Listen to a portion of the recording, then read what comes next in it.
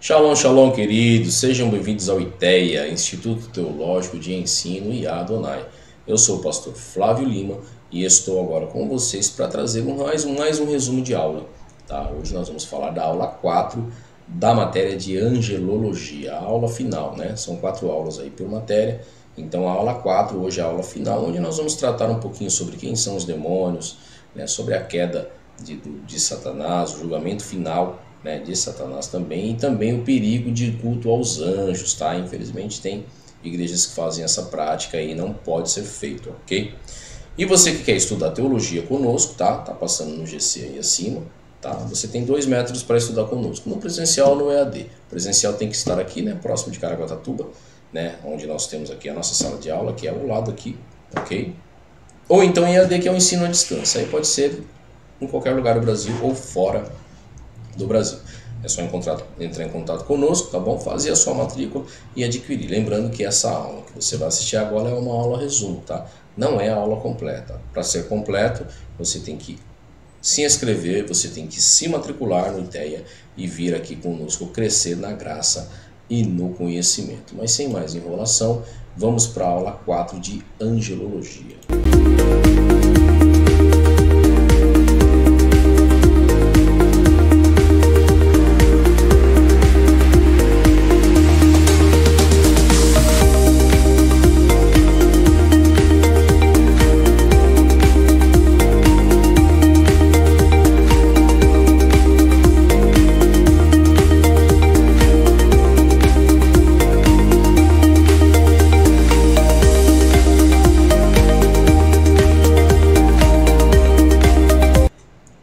Muito bem, queridos, estamos de volta para aplicar a vocês agora a aula 4 da matéria de angelologia, que é esse livro aqui que está nas minhas mãos, ok? E nós vamos chegando agora na aula 4, na aula final.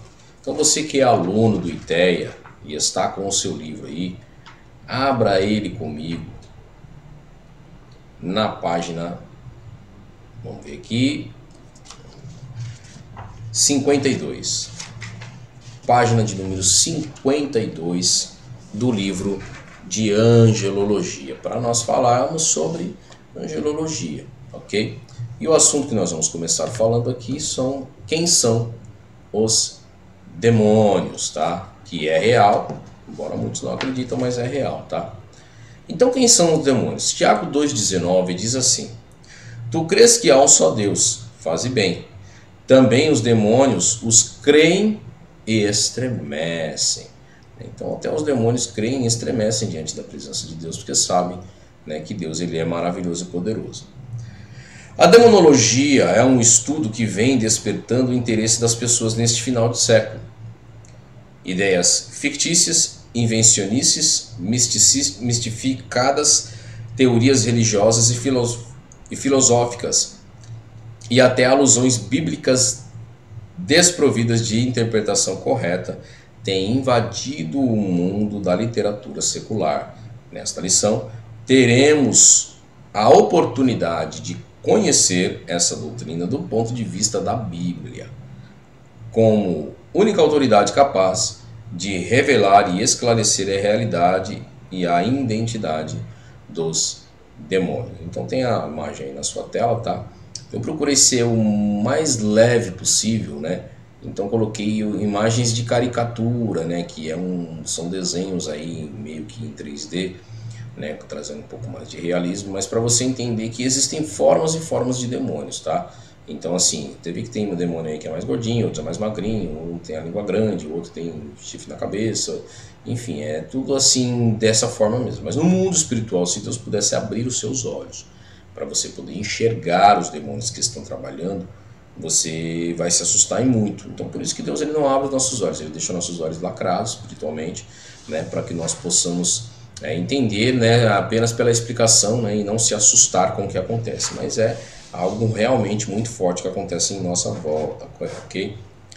Então vamos falar um pouquinho aqui sobre as teorias, né, as teorias falsas sobre os demônios. Então a primeira aí, ó, essa teoria apresenta ideias divergentes sobre a origem dos anjos caídos. Utilizam textos bíblicos isolados para defenderem suas teses, porém, as refutaremos à luz do ensinamento verdadeiro da interpretação geral das Escrituras. Primeiro, os demônios seriam espíritos sem corpo de habitante em uma raça pré-adâmica? Essa é uma das teses que eles colocam. Tá? Acreditam os defensores dessa teoria que havia na Terra uma raça pré-adâmica, ou seja, antes de Adão, que se constituía de criaturas físicas, as quais, pela rebelião de Lúcifer, sofreram a perda dos seus corpos materiais, tornando-se espíritos sem corpos, denominados demônios. Na verdade, essa teoria não consegue se definir, porque biblicamente nunca existiu raça alguma pré-adâmica que tivesse habitado neste planeta. Por essa razão, a ideia de uma raça pré-adâmica é pura conjectura, sem nenhum apoio bíblico. Não existe um apoio bíblico a essa teoria, a essa tese. Não há nenhuma raça criada anterior à raça de Adão e Eva. Gênesis 1, 26 e 27. A única criação dos seres vivos e inteligentes existem antes da criação da raça humana eram os anjos. E estes nunca habitaram na terra como raça criada.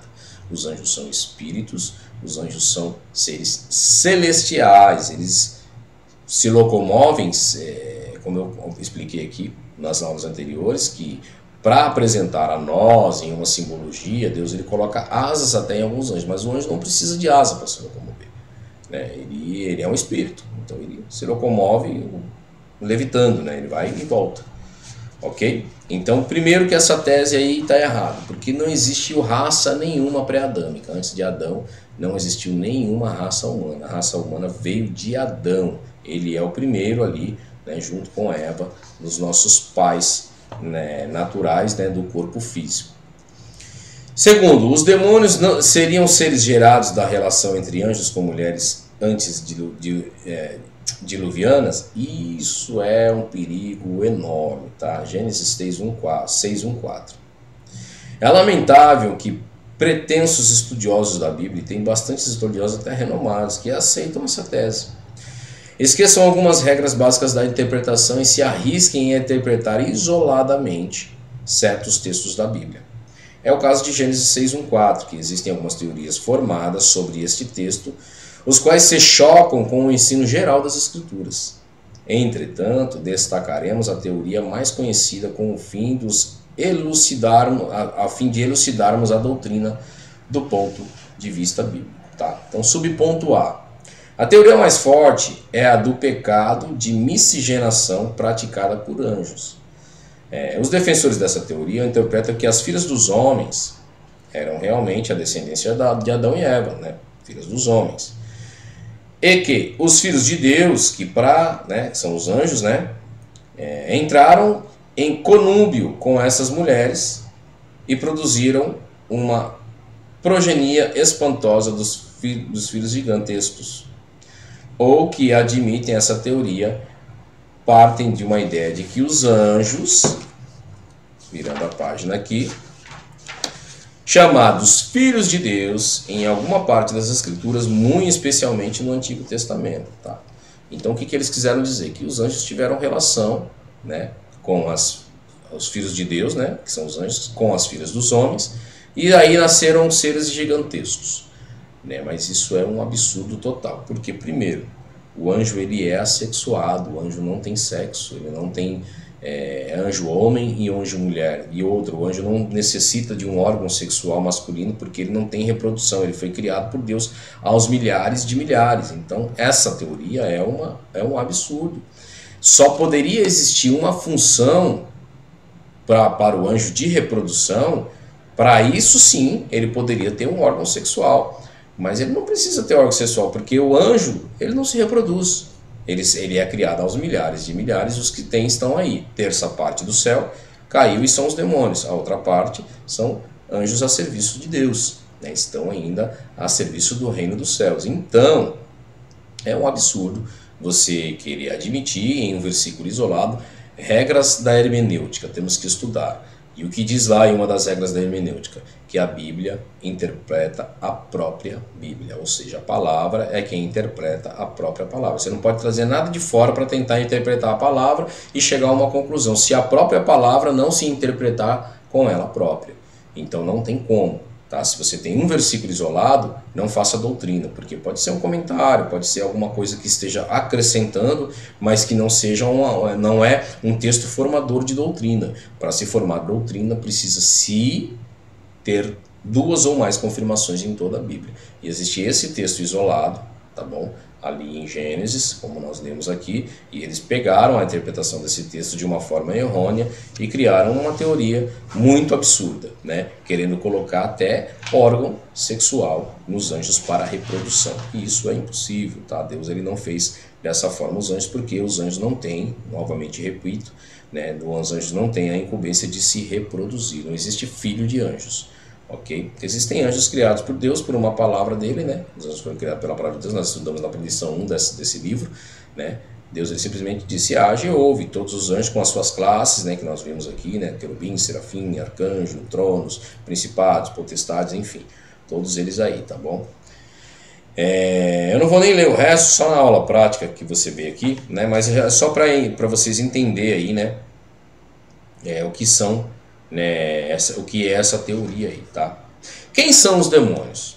Na rebelião promovida por Lúcifer, ele arrastou consigo uma grande multidão de seres angelicais. Está lá em Mateus 25:41 e Apocalipse 12:4. Depois ele organizou a sua própria corte com os anjos que o renunciaram, que o seguiram, aliás, distinguindo em principados, potestades, dominadores e trevas e hostes espirituais da maldade. Está lá em Efésios 6:12. Os anjos que trocaram a sua habitação pela oferta do rebelde Lúcifer foram banidos da presença de Deus e seguiram a liderança de Lúcifer, e assim passaram a ser identificados como anjos caídos. Então quem são os demônios? São os anjos caídos na grande rebelião que foi feita no céu, e Deus ele destituiu essa parte de anjos, que eram anjos celestiais, destituiu eles da glória de Deus. Então eles perderam a sua divindade, né? E foram Deus ele lançou sobre a terra original, tá? Não a terra de hoje, a terra de hoje é a terra reformada, sobre a terra original, ouvindo ali uma grande explosão, tá? Um grande estrondo, porque foi quando eles foram transformados de criaturas belas para criaturas horríveis, como está aí na sua tela, né? Aí quem são os demônios? São seres horríveis, né? São seres feios, porque foram destituídos da glória de Deus e foram inundados de trevas, né? Então eles agora estão a serviço de Satanás, né? Lúcifer ele instituiu aí o seu reino, né? Por isso que a Bíblia diz que o mundo jaz no maligno. Então o reino de Satanás é onde? No mundo. Ele não tem lugar no céu. Ele está agora sobre a potestade do ar, né? Que é acima da nossa cabeça, naquilo que nós chamamos de Sheol Hades, que é o pré-inferno ali, né? Podemos dizer assim. E ali é o seu local de habitação. Porém, existem alguns demônios que habitam aqui na Terra. E aqueles classificados aqui em Efésios, tá? Que classificados como hostes espirituais da maldade. Esses são os que vão lá e incorporam, tá? Porque eles não têm corpo mais. Eles foram destituídos com a queda. Essa queda, inclusive, é confundida com o Big Bang, né? Que não existe, né? Nós sabemos disso, nós cristãos sabemos qual foi a grande explosão que teve, foi a queda de Satanás, né, na terra original, que precisou ser reformada antes de Deus ele criar ali Adão e Eva. Então, essa queda destituiu o corpo deles, então eles necessitam de quê? De luz, de um corpo. Por isso que eles pedem isso, né, nas religiões que o seguem, né, que os adoram, que o servem. Então eles pedem isso, né? E eles precisam estar incorporando, né, no corpo humano para poder se comunicar, né? Para poder fazer aí as suas comunicações. Então essa é a razão, tá, desses demônios estarem aí, tá? O significado do termo demônio, tá? No texto de Deuteronômio 32:17, o Cântico de Moisés destaca que os israelitas caíram em idolatria, sacrifícios oferecendo aos demônios. Shedim, né? Esse é o termo usado aí. Entende-se então que o termo Shedim se identifica não só com as imagens de idolatria, mas também relaciona-se ao termo de seres espirituais por trás dos que adoram as imagens. O termo Seirim, esse já é outro termo, né? Seirim, Etimologicamente significa o peludo ou o bode peludo. O povo de Israel repudiava esses animais porque eram considerados objetos de adoração. Está lá em Levítico 17, do 1 ao 7. No Novo Testamento, a palavra demônio vem como daimon, tá? Ou daimonion, palavra grega, né? Assumiu o sentido de malignidade, pois eles são seres espirituais inteligentes, impuros e com poder para afligir e contaminar os homens moral e espiritualmente. Tá? Então, assim como os anjos de Deus, né, existem também, né, tudo que Deus faz, o inimigo ele tenta imitar. Então, ele tentou fazer, ele no seu império também destituiu ali por classes, né? Existem os demônios, cada um tem a sua incumbência, tem a sua organização, né? Uns têm a incumbência de tentar as famílias, né? Dentre as hostes que estão aqui na Terra, né? Que não podem subir, estão aqui. Então, uns trabalham na área sentimental, outro na área financeira, outro, então cada um tem a sua incumbência. E por isso que a igreja precisa de libertação, né? A igreja precisa de trabalhar com libertação. Por isso nós temos na nossa visão apostólica profética, que trabalha diretamente com libertação, desclassificando esses demônios, né? Por exemplo, uma das práticas, né, do apostólico profético, quando há uma manifestação de um demônio dentro de uma igreja, né? E ali ele se manifesta por não aguentar a glória que está em você, né, que vem de Deus, né, a divindade que Deus ele ultrapassa através de você, né? Então ele já se manifesta ali e aquela pessoa fica pronta para ser liberta, né? Então o erro que se comete em muitas igrejas, né, eu costumo dizer de religiosidade, né? Costumo chamar de religiosidade, porque não aceitou ainda o apostólico profético, eles vão lá, põem a mão na cabeça e expulsam aquele demônio. Só que aquele demônio não é o cabeça de todos, né? Aquele demônio é o primeiro que veio, né? É um dos que estão na pessoa, a não ser que a pessoa estiver incorporada com um só, que é difícil. Tá? A maioria das possessões que tem aí não é só um demônio, tá? É mais de um. E existem casos que são legiões, que a Bíblia diz que só para sair só com jejum e oração, né? E uma legião, né, é mais de 7.000 demônios aí, né? Então é muito demônio. Então assim, sempre tem um líder no bando, né? Então você expulsa um e não adianta nada, porque acaba, né? Inclusive eu comentei sobre isso aqui, né? No podcast que eu tenho aqui, né? Se você quiser, acessa aí, tá? NDS Studio. Você vai ter ali podcasts, né, e lives falando sobre o reino de Deus, tá bom? E tem um que chama Apostolicast. Nós temos alguns debates aqui. Eu estava aqui com o pastor Neto Santos para falar sobre ministério de anjos, e dentro desse assunto nós falamos sobre isso, né? Muito se erra nessa questão de libertação, porque aí você vai lá e expulsa um demônio só, que age em uma área da vida da pessoa, e as outras áreas não. Então assim, você resolveu uma área, mas não resolveu as outras. Qual que é a tendência dessa pessoa se libertar? Muito pouco, porque os outros demônios ainda estão em atuação. E aí vai fazer com que o quê? Com que a Bíblia se incumpra, porque a Bíblia diz que quando um demônio sai, expulsa, se você der lugar para ele voltar, ele vem e traz mais 7. Então você vai colocar a pessoa na situação mais difícil ainda, né? Então por isso que tem que tomar muito cuidado. Qual que é a incumbência, o tratamento que nós, apostólico profético, fazemos, né?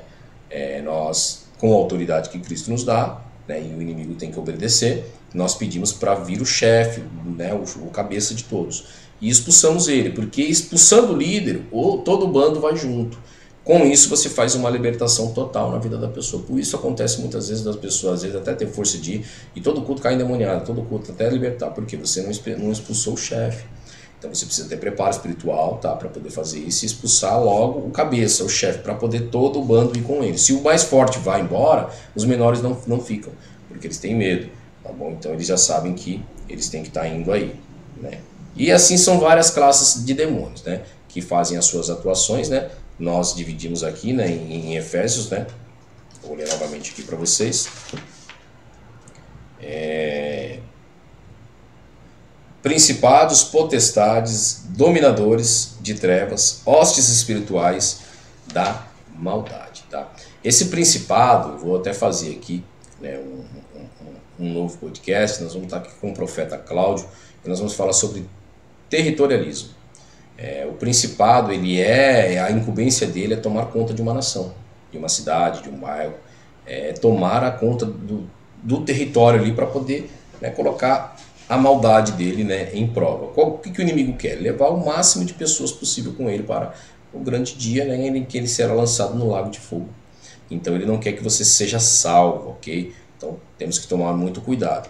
E aí nós temos que ter estratégia para poder entrar, né, nessa esfera e saber, né, expulsar esse demônio. Aí já houve casos aí, eu contei vários testemunhos já sobre pessoas que foram lá e Deus deu a incumbência, a ordem, me mostrou onde estava escondido aquele principado ali na cidade. Geralmente é numa praça, né, geralmente é praça de cidade que ele escolhe, e ali fazer ali, né, a expulsão dele, né, e a distinção dele daquele lugar, para que um anjo venha e toma o lugar ali, né, porque existem principados de anjos também, cada um também é incumbido de guardar um local, mas quando o pessoal vai muito pecado de mal a pior, aquele principado toma conta ali, né, do mal, ele tem que ser expulso, e esse é um ato que Deus ele nos dá, né, com poder e autoridade para fazer aí, né, segundo a vontade do nosso mestre, tá bom? Amém? Então tá aí, né, para vocês aí, né, os anjos, os demônios aí, tá bom? Anjos maus, né, vamos falar um pouquinho sobre isso aí. Existem anjos bons e anjos maus. Quando Deus os criou, Deus fez perfeitos e santos, então todos eram bons, perfeitos e santos. Entretanto, dotados de personalidade e livre-arbítrio. Nós já falamos sobre isso aí, tá? Esses seres angelicais podiam optar, escolher o caminho a seguir. Eles foram criados no mesmo nível de justiça, bondade e santidade. Foram criados em condição de igualdade. Foi na condição de livre-arbítrio que Lúcifer, um querubim ungido para o serviço do trono da divindade, rebelou-se contra o Criador e fomentou a sua rebelião, induzindo milhões de outros arcanjos a seguirem a sua funesta revolta.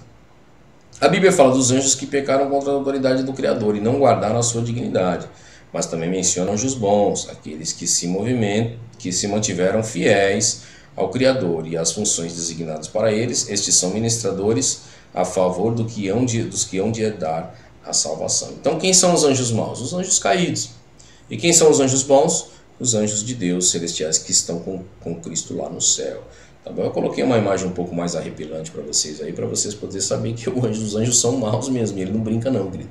Ele não quer saber se você é branco, se é preto, se você é negro, se você é gordo, magro, rico, pobre. Se ele tiver espaço para entrar na sua vida, o objetivo dele é um só: é te arrastar com ele para o lago de fogo, onde é a morte eterna. Então, enquanto tiver vida, você precisa seguir a Cristo e se livrar de tudo isso aí, né? Fazer a vontade de Deus, né? E estar dos lados dos anjos bons que trabalham ao seu favor, ao favor do seu ministério. Nós já falamos aqui nas 3 aulas anteriores a respeito disso. Ok? Então existem sim anjos bons e também existem aí anjos maus. Então devemos tomar cuidado, porque os anjos maus têm influência na vida dos seres humanos, sim, se houver um espaço, né? Se houver espaço para atuação, ele vai entrar e vai atuar, tá bom? Então você tem que escolher: ou você deixa o anjo mau atuar, ou você deixa o anjo bom atuar. E o conselho está na palavra de Deus, está nos servos de Deus que estão sempre ensinando e mostrando, né, nessa guerra, né, que vai ter um final, né, quando Cristo voltar. Quando a igreja tiver que sair da terra, né, vai ter um final essa guerra. Mas enquanto ela não termina, procure obedecer os anjos de Deus, ok? Vivendo uma vida de santidade com Cristo. Isso sempre, né, é o que funciona. Agora nós vamos falar sobre o julgamento final de Satanás. Essa é uma imagem, né, meramente ilustrada, porque ninguém conseguiu fotografar o Satanás ainda para poder estar trazendo uma foto, né, colocando, disponibilizando aí nas galerias das redes sociais, né, da internet, para que nós possamos pegar e colocar nesse slide. Então a gente pegou aí meramente, né, ilustrativamente, um anjo com as asas pretas, né, no formato de homem, sendo aí, né, amarrado, né, para ser julgado. Então o julgamento final de Satanás. E o diabo que os enganava foi lançado no lago de fogo de enxofre, ou será lançado, né? Aonde está a besta e o falso profeta, o dia em que à noite serão atormentados para todo o sempre. Isso está em Apocalipse 20:10, lógico que é uma profecia futura, né? Ainda há de acontecer, mas o que vai acontecer é isso, tá? Nesta lição trataremos dos juízos divinos sobre Satanás, desde a sua rebelião do céu até o juízo final. Ele e seus demônios e todos os ímpios, né, os que não vão subir ao céu, não escaparão do castigo eterno, o lago de fogo, tá bom? O julgamento de Satanás no jardim do Éden. Quando Lúcifer viu-se arrojado na presença de Deus, motivado por seu pecado e soberba e presunção, não teve dúvida em tornar-se inimigo de Deus. O desejo da vingança o levaria para toda sorte de ação contra o Criador e a sua obra. na criação dos céus e da terra, Deus estabelece uma regência para o mundo físico, material, e então criou um homem à sua imagem e semelhança. O ser humano foi a obra-prima do Criador, no qual ele tinha prazer. Porém, Satanás estava desolado e buscando a oportunidade de vingança contra o Criador. Sem perder tempo, investiu contra a criatura humana e conseguiu pervertê-la com engano e mentira. Que é o que aconteceu, né? Naquilo que vocês já sabem, que Adão e Eva, né, caíram ali, né, e comeram do fruto, tá? Não é a maçã, tá, queridos? A Bíblia nunca mencionou que é uma maçã, tá? É um fruto, né, que existia ali, né, um tipo de fruto que existia ali na árvore, né, da sabedoria do bem e do mal. E ali foram abertos os seus olhos, né? Então eles ali passaram a ter consciência do bem e do mal. Vocês já conhecem a história. Quem foi que fez essa indução neles? Satanás, que é acusador. Então ele fez com que a Eva comesse, depois ficou um acusando o outro. Ó, Senhor, foi a mulher que tu me deste. Ó, Senhor, Adão também é muito chato, não fazia nada, né? Então ele comeu também porque quis, eu dei. Então, assim, são vários, a gente está conjecturando, tá? A Bíblia não está narrando com essa linguagem que eu estou falando para vocês, eu estou conjecturando, tá bom? Mas tem várias interpretações que dá para chegar, né, dentro da conjectura, em conversações, como se nós estivéssemos lá no mesmo momento. Então ficou ali o quê? O efeito do acusador, um acusando o outro, né, se escondendo, porque depois que Deus fez, falou: Adão, por que te esconde? Depois que eles comeram do fruto. Mas a investida do inimigo foi em cima, né, da criatura de Deus, a maior obra que Deus ele fez, que é o homem, é eu e você. Então ele falou: já vou logo perverter. Então Satanás cometeu ali um segundo pecado.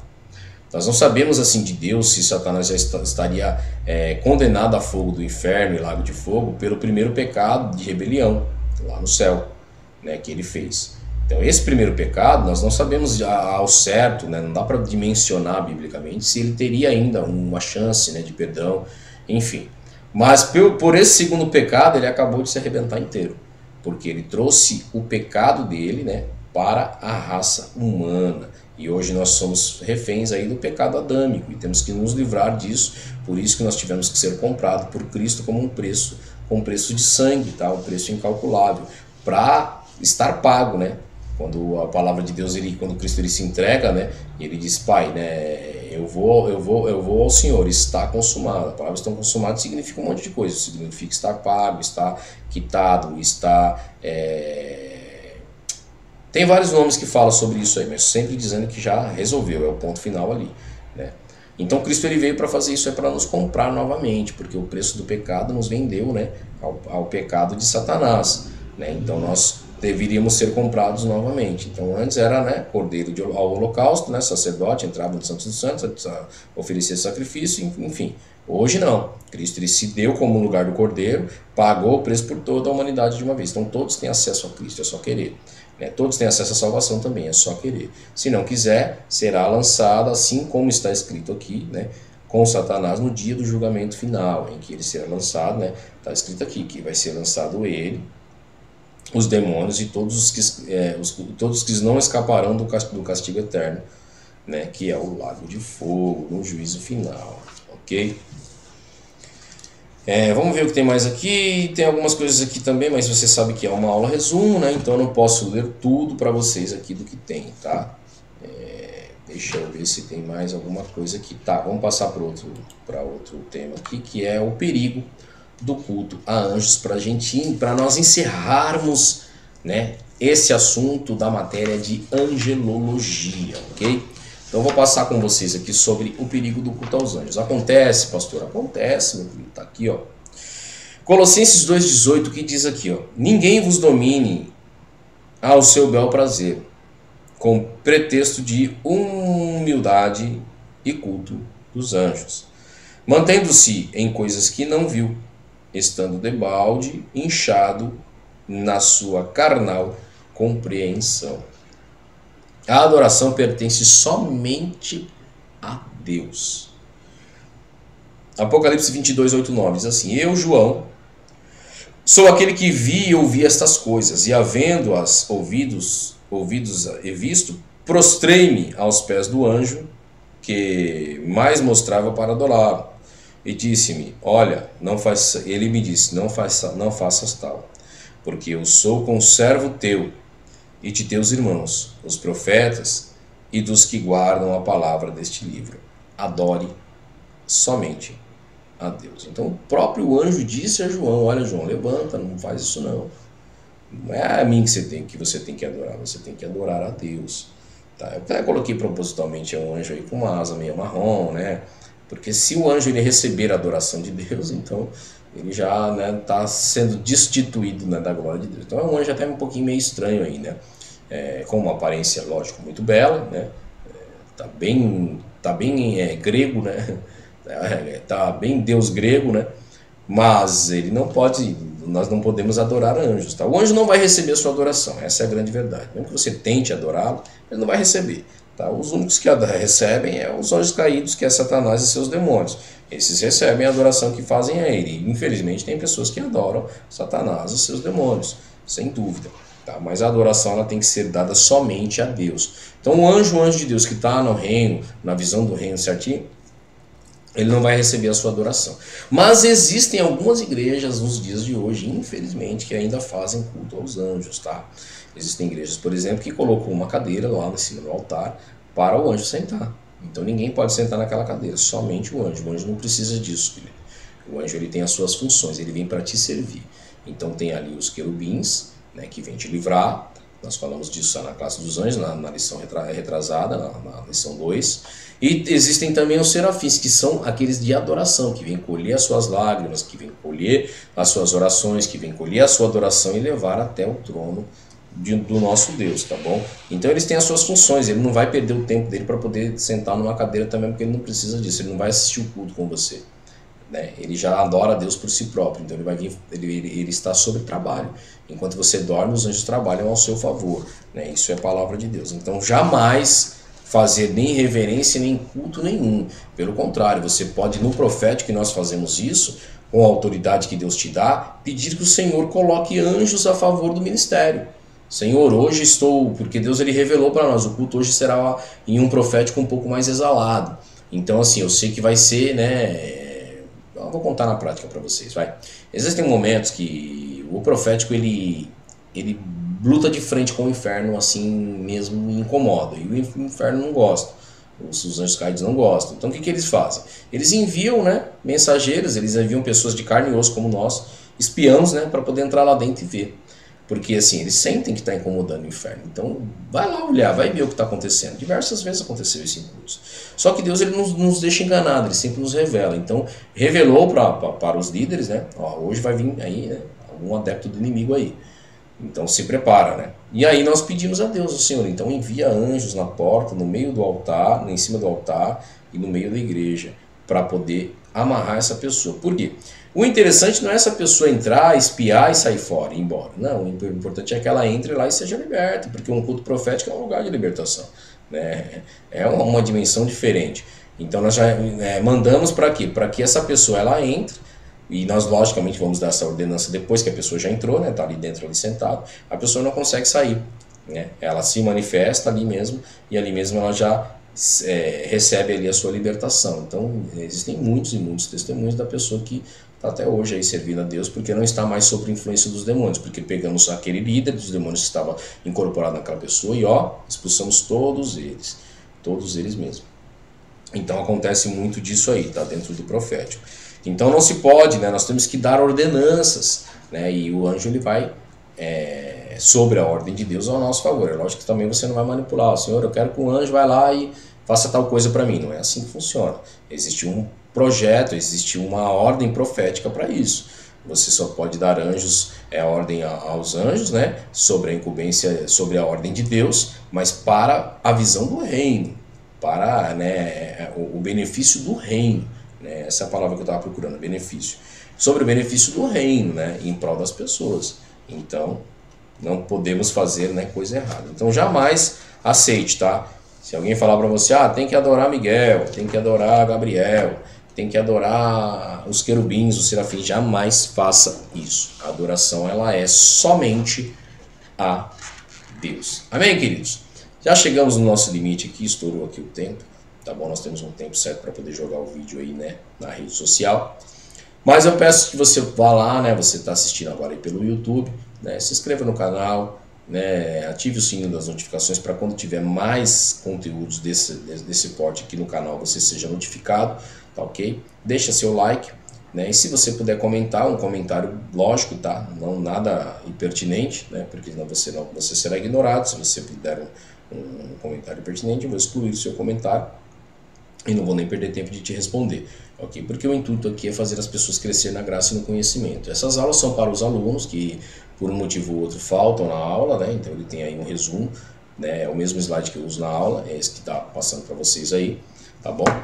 Tem ali o resumo, tá bom? Então nós chegamos ao fim dessa aula 4 e essa aula é para eles e também para você que quer, né, dar uma introdução, né, saber como é que é uma aula de teologia, né? Você que aí foi de repente, né, levado para um pensamento mau quanto à teologia, né? Então venha, pratique, né? Venha e participe, experimente para você depois falar alguma coisa e saber, né? Se realmente isso que te falaram é ruim, é mesmo, né? Tem gente que fala que teologia é desvio cristão, né? A gente enraiza mais, essa é a verdade, porque teologia tira todas as suas dúvidas e você fica muito mais enraizado. E ainda mais a nossa teologia, que é uma junção que eu fiz de teologia com apostólico e profético, tá? Então tá tudo junto aí. Queridos, shalom, shalom para todos, fiquem todos com Deus, ok? E até a próxima aula de teologia aqui no ITEA, Instituto Teológico de Ensino IA Adonai.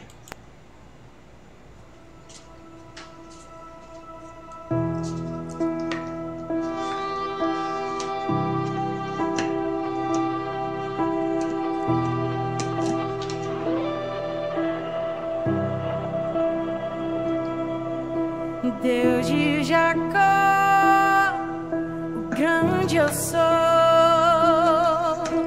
Rei dos anjos, Filho de Deus, voz de muitas águas, no céu é o louvor, mais forte que o trovão, o quanto a glória vem, Senhor.